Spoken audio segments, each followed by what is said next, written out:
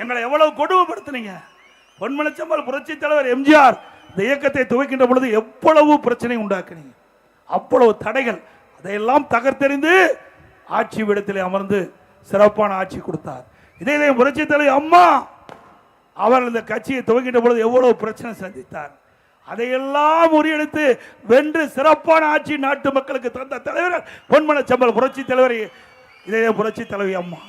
அதே வழியில் அம்மா மறைவுக்கு பிறகு நான் முதலமைச்சர் பொறுப்பேற்கின்ற பொழுது எவ்வளவு சோதனையை நான் சந்தித்தேன் என்று அறிவிச்சவர் பெஞ்சமின் அவர்களுக்கு இங்கே தெரியும்.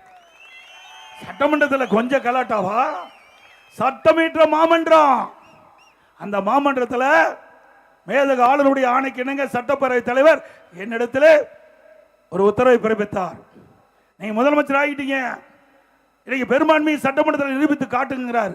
அந்த பெரும்பான்மை நிரூபிக்கின்ற பொழுது திரு ஸ்டாலின் தலைமையில் இருக்கின்ற சட்டமன்ற உறுப்பினர்கள் சரியான கலாட்டா, எங்களுடைய மேஜை மீது ஏறி டான்ஸ் ஆடுறாங்க.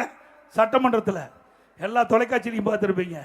எங்களுடைய சட்டப்பேரவை தலைவர் அந்த புனிதமான நாற்காலிருந்து கீழே தள்ளி அந்த இருக்கையில் போய் திமுக எம்எல்ஏ அமர்றார். அதுவும் எங்களுடைய சட்டப்பேரவை தலைவர் பட்டியலத்தை சேர்ந்தவர். அப்படி என்ற ஒரு காரணத்தினால்தான் அவரை கீழே தள்ளி அந்த புனிதமான நாற்காலியிலே போய் திமுக நபர் அமர்கிறார். அப்படிப்பட்ட ஒரு அலங்கோலமான நிகழ்ச்சி திமுக செய்த சதி. அதில் நம்ம வெற்றி பெற்றோம், அங்க பெரும்பான்மையை நிரூபிச்சோம், வெற்றி பெற்றோம்.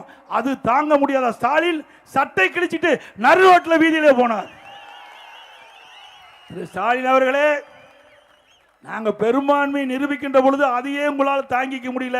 மீண்டும் அதிமுக ஆட்சி தமிழகத்திலே மலர்கின்ற பொழுது சட்டம் மட்டும் இல்ல, எது இல்லாத போகிறீங்களே தெரியல சபீதியில.